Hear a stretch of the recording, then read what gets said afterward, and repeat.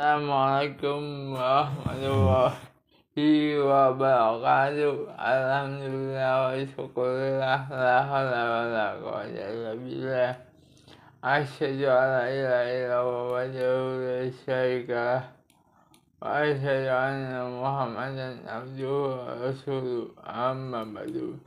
Segala berkat rahmat hidayah dan inayah, malah kita harus mensyukuri atas nikmat yang Allah berikan, sejauh dan kita rasakan. Ini adalah nikmat yang kita miliki saat ini, yang Allah berikan saat ini. Jangan sampai karena kita tidak tahu esok masih ada di sini atau tidak. Salawat dan salam kita aturkan kepada harbaan baginda Rasulullah Muhammad SAW, untuk keluarga dan para sahabatnya, serta wali dan ustadz yang meneladani aman beliau hingga saat ini, termasuk saya dan sahabat mistis dan islami semua yang selalu bersolat untuk memohon hidayah dan syafaatnya di yaumil akhir. Harusnya kita bersyukur atas yang telah Allah berikan dan atas berkat Rasulullah yang telah memberikan keadaan agama Islam yang sempurna. Ma'asyar muslimin rahimahumullah, para subscriber mistis dan islami yang dirahmati Allah. Anda lebih tinggi daripada sikap dengki. Anda lebih tinggi daripada sikap dengki. Orang yang paling bahagia adalah orang yang mendambakan akhirat, tidak pernah iri kepada orang lain karena karunia Allah atas mereka. Dia berpegang pada risalah yang berasal dari prinsip yang benar dan contoh mulia yang berasal dari nilai kebaikan. Lalu ia doakan kepada orang lain. Jika itu tidak mampu ia melakukan, maka ia berusaha untuk tidak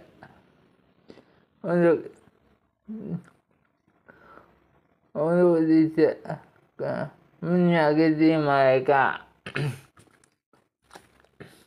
Berkacalah kepada Ibnu Abbas, seorang dengan kapasitas keilmuan yang sangat luas dan menjadi penerjemah Al-Quran. Bagaimana dia dengan akhlaknya yang baik, dengan kedermawanannya, dan dengan kepandaiannya dalam syarah, mampu membuat musuh-musuhnya dari Bani Umayyah dan Bani Marwah menjadi sahabat. Dengan menjadi sahabatnya, maka siapa saja bisa mengambil manfaat dari ilmu dan pemahamannya yang mendalam itu. forum sahabat, kemudian lebih banyak dari si fikih, zikir, tafsir, dan kebaikan. Ibnu Abbas telah merupakan peristiwa Perang Jamal dan Siffin atau perang-perang sebelum dan sesudahnya. Dia kini bangkit untuk membangun meretas jalan serta menghapus luka lama yang karena itu dia menjadi sangat disegani oleh siapa saja dan menjadi seorang ahli di antara umat Muhammad. Sedangkan Abdullah ibnu As-Zubair, kita tahu bagaimana garis keturunannya, bagaimana kesatriaannya, bagaimana ibadahnya, dan bagaimana pula kemampuannya yang sangat tinggi itu dalam berjihad.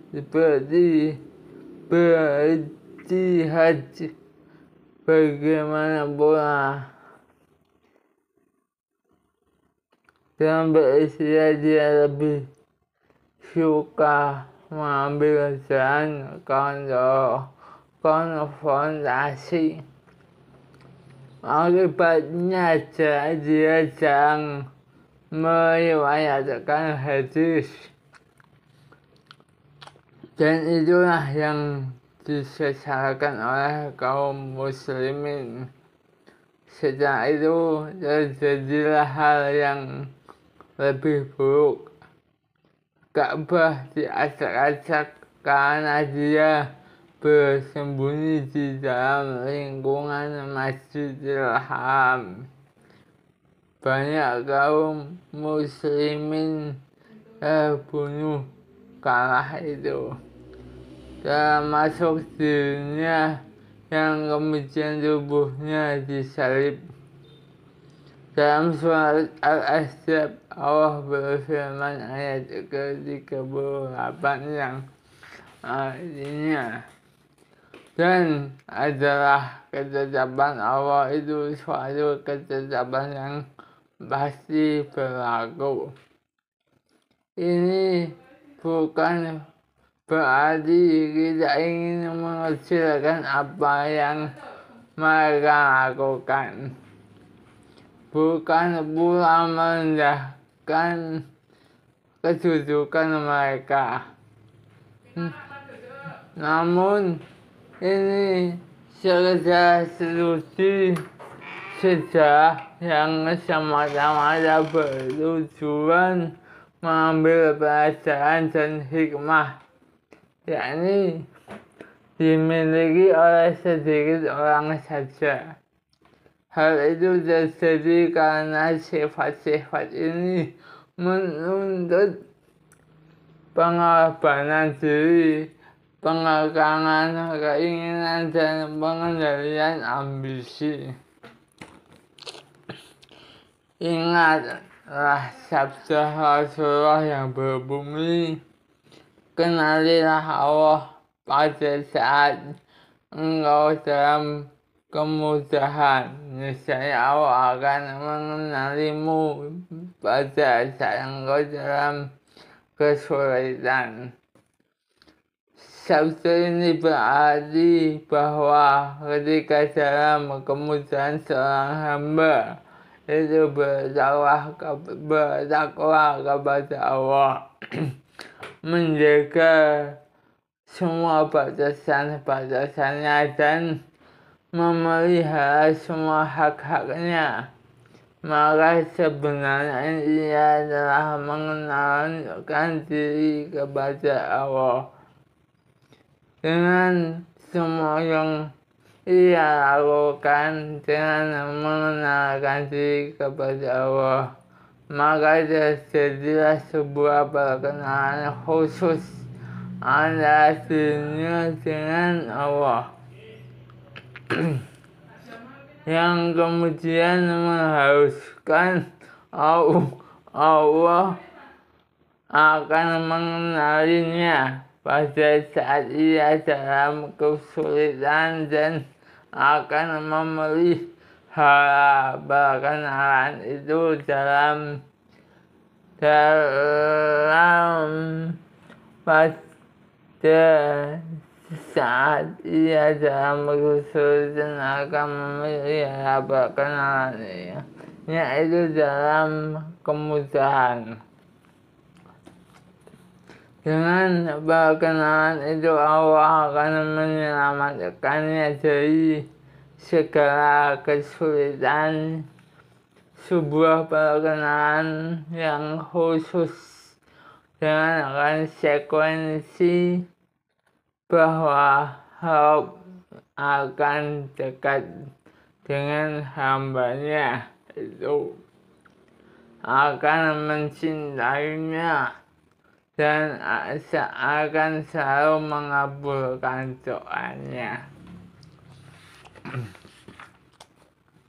Jika hamba itu bersabar sebagaimana seharusnya, maka ujian yang diturunkan kepadanya akan berubah menjadi karunia, dan yang tidak disukainya menjadi sangat menyenangkannya, karena pada dasarnya Allah menurunkan cobaan itu bukan untuk membinasakannya, tapi untuk menguji sejauh mana kesabaran dan ubudiyahnya.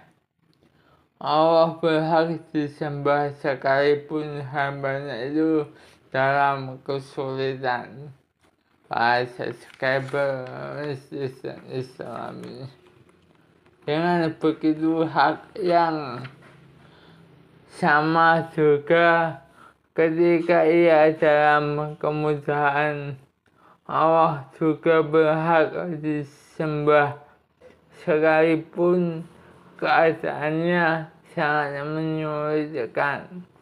Dengan begitu, hak yang sama ia dapatkan ketika ia sedang senang. Umumnya orang tekun melakukan kewajiban ubudiyahnya karena ia senang dan seharusnya menjadi hal sama yang harus ia lakukan meski ia berada dalam kesulitan. Perbedaan dalam melakukan kewajiban ini kemudian menempatkan seorang hamba dalam tingkatan ubudiyah yang untuk selanjutnya menentukan kedudukan di sisi Allah. Ma'asyarul muslimin, bahasa subscriber Kristen Islami, kurang lebih mohon maaf apabila ada kekurangan, mohon dimaafkan. Kesalahan yang milik saya selaku manusia, kelebihan yang milik Allah Tuhan yang diturunkan kepada saya. Lillahi taufiq wal hidayah. Wassalamualaikum warahmatullahi wabarakatuh. Dan jangan lupa terus dukung channel Mistis dan Islami.